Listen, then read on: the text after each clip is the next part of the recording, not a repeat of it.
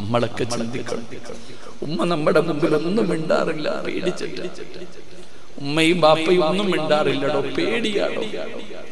ഉമ്മ പറയും നിങ്ങൾ മിണ്ടാതിരിക്കെ, അവൻ കിടന്ന് ചാടും. ഉമ്മ ഉപ്പാനോട് പറയാ നിങ്ങളുടെ മോനുണ്ട് മിണ്ടാതിരിക്കാൻ, പേടി. കാരണം ഉമ്മാനെ അടിക്കാൻ കൈപൊക്കുന്ന കാലം, ബാപ്പാനെയും ഉമ്മാനെയും ഭരിക്കുന്ന മക്കളുടെ കാലം. നബിതങ്ങൾ പറഞ്ഞു അങ്ങനെ ഒരു കാലം വരാതെ ലോകം അവസാനിക്കില്ല എന്ന് നബിയന റസൂലുള്ളാഹി. ഇന്ന് പെണ്ണുങ്ങൾക്കൊക്കെ ഭർത്താവിനെയും മക്കളെയും, ഒരു പണക്കാരനായ ഭർത്താവിനെയും മക്കളെയൊക്കെ കിട്ടിയപ്പോ അവൾ ഉമ്മാനെ ഭരിക്കും, അവള് വാപ്പയോ ഭരിക്കും. നമ്മളിലധികം പേരും ഉമ്മാടെയും ഉപ്പാന്റെയും മുമ്പിൽ ശബ്ദം ഉയർത്തുന്നവരാ.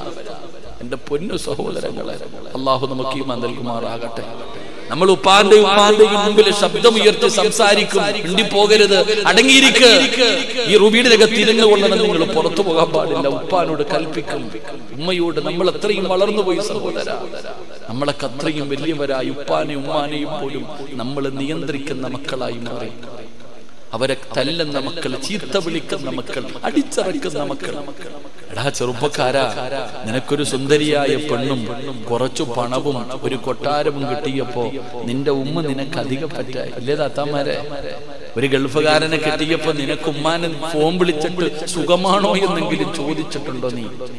നിനക്കങ്ങോട്ടും ഇല്ല, സമയമില്ല. ഉമ്മാനെ വന്ന് നോക്കാൻ, ഉപ്പാനെ വന്ന് നോക്കാൻ വേണമെങ്കിൽ ഇങ്ങോട്ട് വാ. ഉപ്പാടെ ജോലി എന്തെന്നറിയോ? ഉമ്മയുടെ ജോലി എന്തെന്നറിയോ? എടാ ഇവൻ ഗൾഫിൽ പോയി, പൈസയായി, നല്ല ജോലിയായി. ഉസ്താദിന്റെ അടുക്ക് 50 100 കൊണ്ട് കൊടുത്തിട്ട് ഉമ്മ പറയും, ഉസ്താദെ എന്റെ മോൻ ഒന്ന് ഗൾഫിൽ പോണം, ദുആ ചെയ്യണം ഉസ്താദെ. അങ്ങനെ അവിടെ ചെന്ന് ജോലിയായി. ഉമ്മ ശമ്പളമില്ലുമ്മ, ചൂടാവുമ്മ, റൂമില്ലുമ്മ, എല്ലാം ശരിയാകുമെന്ന് ദുആ ചെയ്ത് നിനക്ക് ഗൾഫിൽ ജോലിയായി, നല്ല നിലയിലായി. ഉമ്മ ചോദിച്ചു, മോനെ എന്നെ കൂടെ കൊണ്ടുപോകുമോ? ഉമ്മ റൂമില്ല, വിസയില്ല, പൈസയില്ല, ബുദ്ധിമുട്ട. അവസാനം കല്യാണമെല്ലാം കഴിഞ്ഞു, നിന്റെ മകന്റെ വിവാഹമെല്ലാം കഴിഞ്ഞു. 3 മാസം ആകുന്നതിന് മുമ്പേ ഓളെ കൊണ്ടുപോയി അവൻ ഗൾഫില്. അവൻ ഉടനെ അവന്റെ ഭാര്യയെ ഗൾഫിൽ കൊണ്ടുപോയി.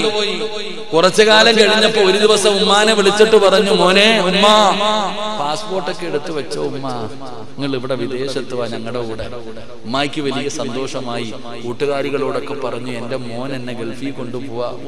പാവം പാസ്പോർട്ടൊക്കെ എടുത്തു, റെഡിയായിരിക്കും. അവസാനം ടിക്കറ്റൊക്കെ എടുത്ത് ഉമ്മ എയർപോർട്ടിൽ പോയി ഇറങ്ങി. മോൻ വന്ന് ഉമ്മാനെ വിളിച്ചിട്ട് വീട്ടിൽ കൊണ്ടുപോയപ്പോഴാ ഉമ്മായ്ക്ക് കാര്യം മനസ്സിലായത്. ഉമ്മാനുള്ള സ്നേഹം കൊണ്ടുപോയതല്ല, ഇവന്റെ ഭാര്യ ഗർഭിണിയാ, പേരെടുക്കാൻ കൊണ്ടുപോയതാ. അള്ളാഹു നമുക്ക് ഈമാൻ തരുമാറാകട്ടെ. ഉമ്മാനെ കൊണ്ടുപോകുന്ന എന്തിനാ? ഭാര്യ പ്രസവിക്കാറായി, വേറെ ഒരാളെ നിർത്തിയ പൈസ കൊടുക്കണം, ഇതാകുമ്പോ തിന്നാൻ കൊടുത്താൽ മതിയല്ലോ. ഇന്ന് ഉമ്മമാരുടെ ജോലി മക്കളുടെ, ഭാര്യമാരുടെ പേരെടുക്കൽ, കുഞ്ഞുങ്ങളെ നോക്കൽ. വാപ്പ പിന്നെ വലിയ പോസ്റ്റാ വാപ്പായിക്ക്. ഇവൻ നാട്ടില് കൊട്ടാരം പോലെ ഒരു വീട് പണിതിട്ടുണ്ട്. വാപ്പാനോട് പറയും, വൈകിട്ട് പോയി ഒന്ന് കാവല് കിടക്കണേ എന്ന്. അള്ളാഹു ഈമാൻ തരുമാറാകട്ടെ. വാപ്പയോട് പറയുന്നത് കാവല് കിടക്കണം വീട്ടിൽ. ഇതാണ് വാപ്പയുടെ ഉമ്മയുടെ അവസ്ഥ.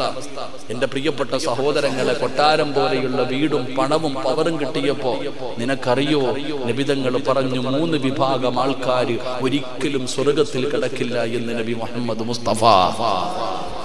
നബി മുഹമ്മദ് മുസ്തഫ ഒരിക്കലും സ്വർഗത്തിൽ കിടക്കാത്ത 3 വിഭാഗം ആരെന്നറിയുമോ? എന്റെ പ്രിയപ്പെട്ട ഭർത്താക്കന്മാരെ, സിറാജ് തമാശ പറയുന്നതല്ല, അള്ളാഹുവിന്റെ പ്രവാചകനാണ് പറയുന്നത്. ഒരിക്കലും സ്വർഗത്തിൽ കിടക്കാത്ത 3 വിഭാഗം. ആ 3 വിഭാഗത്തിൽ ഒരു വിഭാഗം ആരെന്നറിയോ? 3 വിഭാഗത്തിൽ ഒരു വിഭാഗം ആരെന്നറിയോ?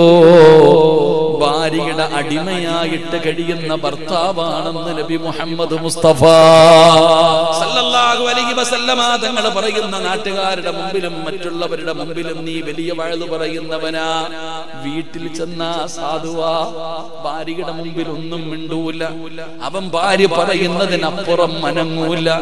എന്റെ പ്രിയപ്പെട്ടവരെ, അങ്ങനെ നടക്കുന്നവൻ ഭർത്താവ് ഭാര്യയുടെ അടിമയായി കഴിയുമ്പോ ഇങ്ങോട്ട് വാടാ എന്ന് പറഞ്ഞാൽ ഇങ്ങോട്ട് വരും, അവിടെ പോകരുതെന്ന് പറഞ്ഞാൽ അവിടെ പോകില്ല.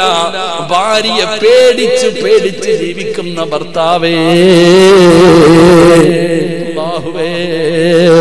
എന്റെ പ്രിയ പ്രിയപ്പെട്ട സഹോദരങ്ങളോട് സഹോദരിമാരോട് നിങ്ങൾക്കൊക്കെ അള്ള ജോലി തന്നല്ലോ, നല്ല ഇണകളെ തന്നല്ലോ, നല്ല ഭാര്യമാരെ കിട്ടിയല്ലോ, കൊട്ടാരം പോലെയുള്ള വീട് കിട്ടിയല്ലോ. പടച്ചവനെ, ഉമ്മ ഇപ്പോഴും അവിടെയാണ്, ഉപ്പ ഇപ്പോഴും അവിടെയാണ്. നീ ആ റൂമിനകത്തൊന്ന് കേറാറില്ലല്ലോ. അവസാനം പടച്ചവനെ എങ്ങനെയെങ്കിലും ഉമ്മാനെ കൊണ്ടുവന്ന് നിന്റെ വീട്ടില്, നിന്റെ ഉമ്മയുണ്ട് വാപ്പയുണ്ട്, അവര് പ്രായം ചെന്നവരാ, രോഗം പിടിച്ചവരാ. ആ പ്രായം ചെന്നവര് നിന്റെ വീടിനകത്തൊന്ന് തുപ്പിയാല്, അവരറിയാതെ ഒന്ന് തുപ്പിയാല്, നിന്റെ വീടിനകത്തൊന്ന് മലമൂത്ര വിസർജനം നടത്തിയാല് സഹിക്കാൻ പറ്റുന്നില്ലടോ. പ്രായം ചെന്നവരറിഞ്ഞുകൊണ്ട് ബോധമുള്ള ഒരാളും ബെഡ്റൂമില് മൂത്രമൊഴിക്കില്ല, ബോധമുള്ള ഒരാളും വീടിനകത്ത് റൂമിനകത്ത് തുപ്പാറില്ല. പക്ഷേ അറിയാതെ ആ പാപങ്ങളൊന്ന് ചെയ്താ നിങ്ങളുടെ ഭാര്യ പറയുന്ന എവിടെയെങ്കിലും കൊണ്ടൊന്ന് കളാ, എനിക്ക് വയ്യ ഇതുങ്ങളെ നോക്കാറ്. പടച്ചവരെ, അങ്ങനെ പറയുമ്പോ ഉമ്മാടെയും ഉപ്പാന്റെയും മുമ്പിൽ പോയിട്ട് ശബ്ദമുയർത്തി സംസാരിക്കുന്ന മക്കളോട് നിനക്ക് സഹിക്കുന്നില്ല, നിന്റെ വീട്ടിലൊന്ന് തുപ്പിയപ്പോ, ഒന്ന് മൂത്രമൊഴിച്ചപ്പോ അത് തുടച്ചാ പോകും, അതൊന്ന് കഴുകിയാ പോകും. പക്ഷേ നീയൊക്കെ ഓർക്കേണ്ട ഒരു കാര്യമുണ്ട്, ഞാനും നിങ്ങളും ചിന്തിക്കേണ്ട ഒരു കാര്യമുണ്ട്, മറന്നു പോകരുത്. എത്രയോ പ്രാവശ്യം ഉമ്മാടെ മുഖത്ത് ഞാനും നിങ്ങളും തുപ്പിയിട്ടുണ്ടോ? ഉമ്മാന്റെ മുഖത്ത് ഛർദിച്ചിട്ടില്ലേ? ഉപ്പാന്റെ ഉമ്മാന്റെയും ശരീരത്തിൽ മൂത്രമൊഴിച്ചിട്ടുണ്ട്, വിസർജിച്ചിട്ടുണ്ട്. നമ്മൾ എന്തൊക്കെ ചെയ്യാൻ കഴിയുമോ അതൊക്കെ നമ്മുടെ ഉമ്മയോടും ഉപ്പയോടും നമ്മൾ ചെയ്തിട്ടുണ്ട്. അവരെ തല്ലിയിട്ടില്ലേ? അവരെ ഒരുപാട് നമ്മൾ വേദനിപ്പിച്ചിട്ടില്ലേ?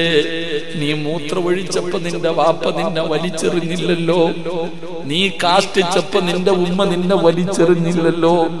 ഭക്ഷണം കഴിച്ചിട്ട് ഉമ്മയുടെ മുഖത്ത് തുപ്പിക്കൊടുത്തപ്പോ എന്റെ മോനെ എന്ന് പറഞ്ഞ് കെട്ടിപ്പിടിച്ച് ചുംബനം നൽകിയ ഉമ്മയാണ് ഇന്ന് നിന്റെ ഭാര്യയുടെ വാക്ക് കേട്ടിട്ട് നീ വീട്ടിലിട്ട് കണ്ണുനീര് കുടിപ്പിക്കുന്നത്. രക്ഷപ്പെടൂല സഹോദരാ. പെങ്ങളെ, എന്തൊക്കെ കെട്ടിയാലും ഈ ലോകത്ത് നീ എന്തൊക്കെ പണിതാലും നിന്റെ ഉമ്മയുടെ കണ്ണ് നിറയിച്ചിട്ടുണ്ടോ? നിന്റെ വാപ്പാടെ മനസ്സ് വേദനിപ്പിച്ചിട്ടുണ്ടോ? വല്ലാഹി സത്യം രക്ഷപ്പെടൂല. നീ ഹാഫിളല്ല, ആലിമല്ല, തങ്ങളല്ല, ഇനി എത്ര വലിയ കൊലകൊമ്പനാണെങ്കിലും നിന്റെ ഉമ്മായുടെയും വാപ്പായുടെയും മനസ്സിന്റെ ഉള്ളിൽ നീ വേദന കൊടുത്തിട്ടുണ്ടെങ്കിൽ, ഒരു വട്ടമെങ്കിലും അവരുടെ കണ്ണ് നനയിച്ചിട്ടുണ്ടെങ്കിൽ, അല്ലാഹുവേ നീ ഞങ്ങളെ കാക്കണേ അല്ലാ.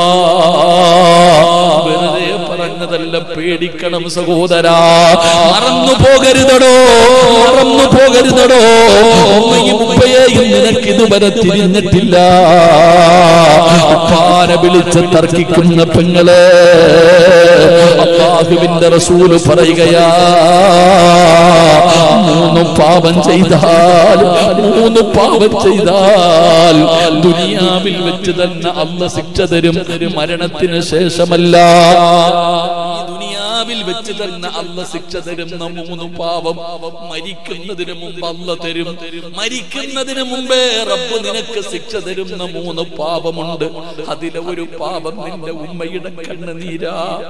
മാതാപിതാക്കളുടെ മനസ്സ് വേദനിപ്പിക്കുന്നവന് അല്ലാഹു ഈ ദുനിയാവിൽ വെച്ച് തന്നെ ശിക്ഷ കൊടുക്കുമെന്ന് നബി മുഹമ്മദ് മുസ്തഫ സല്ലല്ലാഹു അലൈഹി വസല്ലമ തങ്ങൾ പറയുമ്പോൾ, ഉമ്മാടെ മുമ്പിൽ ശബ്ദമുയർത്തി സംസാരിക്കുന്ന മക്കളെ, നിനക്ക് ഉണ്ടടാ മോന്, നിനക്ക് ഉണ്ട് മക്കള്.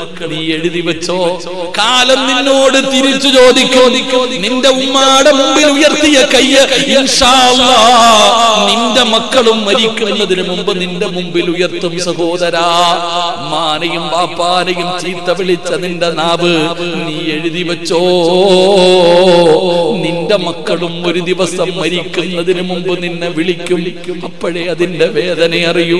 ഹാരിസത്ത് ബിൻ ഉമാൻ എന്ന് പറയുന്ന സ്വഹാബി ഉമ്മാടെ മുമ്പിൽ ശബ്ദമുയർത്തി സംസാരിക്കില്ലെന്ന് ആദരവായ പ്രവാചകൻ നബി മുഹമ്മദ് മുസ്തഫ സല്ലല്ലാഹു അലൈഹി വസല്ലമ തങ്ങൾ പറയുമ്പോൾ 13ാമത്തെ സ്വഭാവം എന്തെന്നറിയോ? ഉമ്മാനെ കാണാൻ ആരെങ്കിലും വന്നിട്ട് തിരിച്ചു പോകുമ്പോ ഹാരിസത്ത് ഇബ്നു നുഅ്മാൻ പുറകിൽ പോകുകയാണ്. ഉമ്മയെ കാണാമെന്നവരുടെ പുറകിൽ ചെല്ലും. എന്നിട്ട് ചോദിക്കും, ഉമ്മ വല്ല പരാതിയും പറഞ്ഞോ? എന്റെ ഉമ്മ വല്ല പരാതിയും പറഞ്ഞോ? ചോദിച്ചിട്ട് തല്ലാനല്ല, ഉമ്മാനെ വീട്ടിൽ നിന്ന് അടിച്ചിറക്കാനല്ല. നമ്മളാടോ അങ്ങനെ ചെയ്യുന്നത്? ഉമ്മാരോടെങ്കിലും നമ്മളെ കുറിച്ച് പരാതി പറഞ്ഞാൽ കൊടുത്തിട്ടും ഇവര് പറഞ്ഞു നാണം കെടുത്തു എന്ന് പറഞ്ഞ് വീട്ടിൽ നിന്ന് പുറത്താക്കും. ഹാരിസ ചെന്നിട്ട് ചോദിക്കും, എന്റെ ഉമ്മ എന്നോടൊന്നും പറയാറില്ല, ഉമ്മ ഒരാഗ്രഹവും എന്നോട് പറയാറില്ല. എന്റെ വീട്ടിൽ എന്തെങ്കിലും കുറവുണ്ടോ? അത് എന്താണ് ന്ന് പറഞ്ഞാൽ എന്റെ ഉമ്മയ്ക്ക് വാങ്ങിച്ചു കൊടുക്കാരാ. ഉമ്മയുടെ ആഗ്രഹം എന്താണെന്ന് ചോദിച്ച് അറിഞ്ഞിട്ടത് സാധിപ്പിച്ചു കൊടുക്കുന്ന സ്വഹാബിയ മഹാനായ ഹാരിസത്ത് ഇബ്നു നുഅ്മാൻ കേൾക്കാമെന്നവരോട് പറയുകയാ, നീ ആരോടും ചോദിക്കണ്ട, ഉമ്മ പറയുന്നതെങ്കിലും ഒന്ന് വാങ്ങിക്കൊടുക്ക്. ഉമ്മ ഐഫോൺ ചോദിച്ചില്ലല്ലോ, സ്കൂട്ടി ചോദിച്ചില്ലല്ലോ, കാറ് ചോദിച്ചില്ലല്ലോ, 10 പവൻ സ്വർണം ചോദിച്ചില്ലല്ലോ, ഉമ്മ കമ്പ്യൂട്ടർ ചോദിച്ചില്ലല്ലോ. ആകെ ഉമ്മയ്ക്ക് വേണ്ടത് മോനെ നിസ്കരിക്കുമ്പോ ധരിക്കാനുള്ള ഒരു നിസ്കാര കുപ്പായമാ. 1000 രൂപയുടെ ഒരു ഫർദയല്ലേ. ഉമ്മയ്ക്ക് അതല്ലാതെ വേറെ ഒന്നുമില്ലല്ലോ. അധികം ഉമ്മയ്ക്കും വേണ്ടത് പടച്ചവനെ ഒരു ഫർദയും ഒരു തസ്ബീഹുമാ. ഇല്ലെങ്കിൽ പടച്ചവനെ വാപ്പയ്ക്ക് വേണ്ടത് ഒരു കൈലിയും ഒരു മുണ്ടും ഒരു ഉടുപ്പും. അല്ലാതെ മോനെ ലക്ഷങ്ങളുടെ പാന്റ് ഉമ്മയ്ക്ക് വേണ്ട, ഉപ്പയ്ക്ക് വേണ്ട. ഉപ്പാകെ പറയുന്നത് മോനെ മരുന്ന് വാങ്ങാൻ എന്തെങ്കിലും ഒന്ന് താടാ എന്ന് ചോദിക്കുമ്പോ ജീവിച്ചിരിക്കുമ്പോഴല്ലേ കൊടുക്കാൻ പറ്റും. ഉപ്പയും ഉമ്മയും ജീവിച്ചിരിക്കുമ്പോഴല്ലേ പടച്ചവനെ നമ്മളെ മോനെ എന്ന് വിളിക്കാൻ അവരേ ഉള്ളൂ. നമ്മളെ മോനെ എന്ന് പറഞ്ഞ് വിളിക്കാൻ അവരേ ഉള്ളൂ. പാപ്പയും ഉമ്മയും മരിച്ചു കഴിയുമ്പോ ഗൾഫിൽ നിന്ന് വിളിച്ചു പറയും, അടക്കണ്ട, ഞാൻ വന്നിട്ട് അടക്കിയാ മതി. മണിക്കൂറുകൾ ആ പാവങ്ങളെ വെച്ചിട്ട് എന്റെ പ്രിയപ്പെട്ടവരെ വന്ന് നാട്ടുകാരുടെ മുമ്പിൽ ഷോ കാണിച്ച് കരഞ്ഞു വിളിച്ചിട്ട് പള്ളിയിൽ കൊണ്ടുവന്ന് കബറടക്കിയിട്ട് ഉസ്താദന്മാരുടെ മുമ്പിൽ ഷോ കാണിക്കുന്ന ഒരുപാട് മക്കളുണ്ട്. പടച്ചവനെ 3ഉം 7ഉം വരുമ്പോ എല്ലാ കോളേജുകളിൽ നിന്ന് മുത്തഅല്ലിമീങ്ങളെയും നാട്ടുകാരെയും വിളിച്ച് പോത്തു ബിരിയാണി വെച്ച് കൊടുക്കുന്നതിൽ കാര്യമില്ലടാ ചെറുപ്പക്കാരാ. ജീവിച്ചിരുന്നപ്പോ ഒരു ഗ്ലാസ് വെള്ളം കൊടുക്കാത്ത നീയാ. ജീവിച്ചിരുന്നപ്പോ ഉപ്പാടവായിൽ ഒരു നേരത്തെ ഭക്ഷണം കൊടുക്കാത്തവൻ നിന്റെ വീടിനകത്തല്ലേ കടന്നത്? നിന്റെ വീടിനകത്തല്ലേ നിന്റെ ഉപ്പ കടന്നത്, നിന്റെ ഉമ്മ കടന്നത്? ജീവിച്ചിരുന്നപ്പോ നിന്റെ കൈ കൊണ്ട് ഒരു നേരത്തെ അന്നം കൊടുക്കാത്ത നീ, ഇത്തിരി വെള്ളം കൊടുക്കാത്ത നീ, പടച്ചവനെ ആയിരക്കണക്കിന് പേർക്ക് ഫുഡ് വെച്ചു കൊടുത്തിട്ട് എന്ത് കിട്ടാനാ സഹോദരാ? അതുകൊണ്ട് ചിന്തിക്കടോ, അതുകൊണ്ട് ചിന്തിക്ക്. അതുകൊണ്ട് വാഴ്ത് കഴിഞ്ഞിട്ട് നാളെ രാവിലെ റബ്ബ് നിനക്ക് ആയുസ് തന്നാൽ, ഇന്ന് വാഴ്ത് കഴിഞ്ഞ് ഇവിടെ ഇറങ്ങി പോകുമ്പോ നിന്റെ വാപ്പ ഈ സദസ്സിലുണ്ടെങ്കിൽ, നിന്റെ ഉമ്മ ഈ സദസ്സിലുണ്ടെങ്കിൽ ആ പാവത്തിന്റെ കയ്യിൽ പിടിക്ക്, ആ പാവത്തിന്റെ കയ്യിൽ പൊട്ടിക്കരഞ്ഞുകൊണ്ട് വേണം ഇവിടെ നിന്ന് പോകാൻ. വീട്ടിൽ ചെന്നിട്ട് ഉപ്പാന്റെ റൂമിൽ ചെന്നിട്ട് ഉമ്മയുടെ റൂമിൽ ചെന്ന് കെട്ടിപ്പിടിച്ചു പൊരുത്തം ചോദിച്ചോ. ആയുസുണ്ടെങ്കിൽ നാളെ ഭക്ഷണം കഴിക്കാൻ എടുക്കുമ്പോ ഭക്ഷണവും എടുത്തുകൊണ്ട് ഉമ്മാടെ റൂമിൽ ചെന്നിട്ട് ചോദിക്കണം, ഉമ്മ ഞാൻ വാരി തന്നാ നിങ്ങളൊന്ന് കഴിക്കുവോ? എന്റെ കൈ കൊണ്ടൊന്ന് കഴിക്കുമ്മ. എന്റെ പ്രിയപ്പെട്ടവരെ, നമ്മൾ വിചാരിക്കും നമ്മുടെ ഉമ്മ കഴിക്കില്ലെന്ന്. ഞാൻ ഇത് കേട്ടപ്പോ, ഈ ഹദീസ് കേട്ടപ്പോ ഞാനും എന്റെ വീട്ടിൽ ചെന്നിട്ട് ഉമ്മാനോട് ചോദിച്ചു, ഉമ്മ ഞാനൊന്ന് വാരി തരട്ടെ? എന്തേടാ ഇന്ന് പ്രത്യേകത? ഉമ്മ ചോദിച്ചു, എന്തേ ഇന്ന് പ്രത്യേകത? ഉമ്മ, നിങ്ങൾക്ക് ഭക്ഷണം വാരിത്തന്ന അള്ള എനിക്കും വാരിത്തരും. ഒരു ഉരുള ഭക്ഷണം നിങ്ങളുടെ വായിൽ വെച്ച് തന്നാൽ അള്ളാഹു സ്വർഗത്തിലെ ഭക്ഷണം എനിക്ക് തരും. എന്നാ ഇത് മുഴുവനും നീ വാരിത്താടാ. ഇതാ ഉമ്മ, ഇതാടോ ഉമ്മ.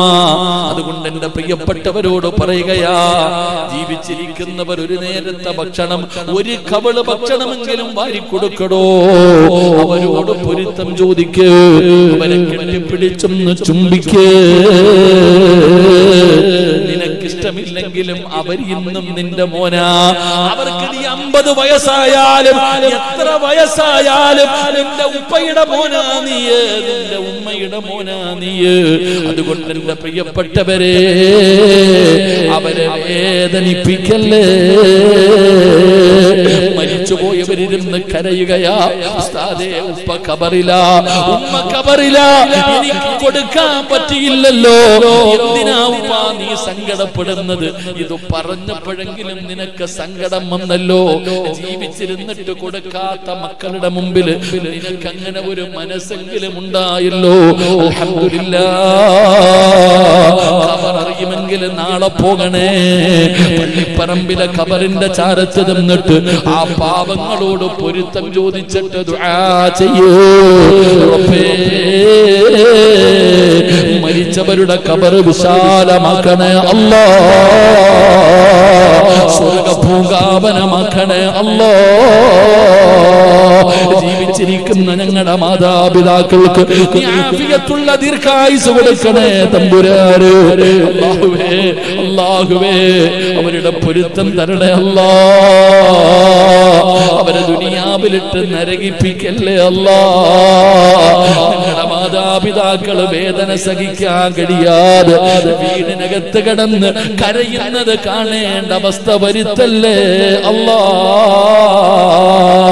അതുകൊണ്ട് നബി തങ്ങൾ പറയുകയാ, ഹാരിസത്ത് ഇബ്നു നുഅ്മാൻ എന്ന് പറയുന്ന സ്വഹാബിയെ മലക്കുകളെ സ്നേഹിക്കാനുള്ള കാരണം ആ സ്വഹാബി മാതാപിതാക്കളെ സ്നേഹിച്ചു എന്ന് ആദരവായ പ്രവാചകൻ നബി മുഹമ്മദ് മുസ്തഫ സല്ലല്ലാഹു അലൈഹി വസല്ലം. അല്ലാഹു നമ്മുടെ ജീവിച്ചിരിക്കുന്ന മാതാപിതാക്കൾക്ക് അല്ലാഹു ആഫിയത്തുള്ള ദീർഘായുസ്സ് കൊടുക്കുമാറാകട്ടെ. മരിച്ചുപോയവരുടെ ഖബറിടം അല്ലാഹു വിശാലമാക്കി കൊടുക്കുമാറാകട്ടെ. അതുകൊണ്ട് സഹോദര, പോ. ഇന്ന് വയത് കഴിഞ്ഞ് തിരിച്ചു പോകുമ്പോ പെണ്ണുമ്പിള്ളയുടെ കയ്യില്ല, ഉപ്പാന്റെ കയ്യിൽ പിടിക്ക്, ഉമ്മച്ചിയുടെ കയ്യിൽ പിടിക്ക്. ഇന്ന് ഉമ്മ വീട്ടിലുണ്ടെങ്കിൽ കെട്ടിപ്പിടിച്ചു പൊരുത്തം ചോദിക്കാതെ കിടന്നുറങ്ങരുത്. അല്ലാഹു നമുക്ക് അവരുടെ പൊരുത്തം നൽകുമാറാകട്ടെ. അല്ലാഹു അവരുടെ പൊരുത്തം നൽകുമാറാകട്ടെ. എന്റെ പ്രിയപ്പെട്ട സഹോദരങ്ങളെ, അല്ലാഹുദാ ജീവിച്ചിരിക്കുമ്പോഴേ അതറിയില്ലടോ. ഇന്നവരുടെ വില അറിയില്ല, മരണപ്പെട്ടതിന് ശേഷമേ. ഇല്ലാത്തവർക്കല്ലേ അതിന്റെ വേദന അറിയില്ല. അല്ലാഹു സ്വർഗം കൊടുക്കുമാറാകട്ടെ. അല്ലാഹു സ്വർഗം കൊടുക്കുമാറാകട്ടെ. ദുആ ചെയ്യാ. പ്രസംഗിക്കാനുള്ള മൂഡ് പോയി. ഞാൻ ഈ വിഷയം ഇങ്ങനെ പറയാറില്ല, ആ വിഷയം ഇങ്ങനെ പറയാറില്ല, പറയാറില്ല, പോയി മൂഡ് പോയി. ദുആ ചെയ്തൂടെ? അല്ലാഹു നമ്മുടെ മജ്‌ലിസ് സ്വീകരിക്കുമാറാകട്ടെ. എനിക്കും ഉണ്ടോ ഉപ്പായും ഉമ്മായി, അതുകൊണ്ടാണ്. എനിക്കൊരു വാപ്പ ഉണ്ടായിരുന്നു, ജീവിച്ചിരുന്ന കാലത്തൊന്നും ചെയ്തു കൊടുക്കാൻ പറ്റിയില്ല. അല്ലാഹു ഖബറിനെ വിശാലമാക്കി കൊടുക്കുമാറാകട്ടെ. അല്ലാഹു വിശാലമാക്കി കൊടുക്കുമാറാകട്ടെ. ഇനി മരിക്കുന്ന കാലം വരെ ദുആ ചെയ്യാൻ അതെങ്കിലും പറ്റുന്നുണ്ട്. മരിക്കുന്ന കാലം വരെ പാപത്തിന് വേണ്ടി ദുആ ചെയ്യാൻ പറ്റും. അതേ നമ്മളെ കൊണ്ട് കഴിയുള്ളൂ. അല്ലാഹു മരിച്ചവർക്ക് സ്വർഗം കൊടുക്കുമാറാകട്ടെ.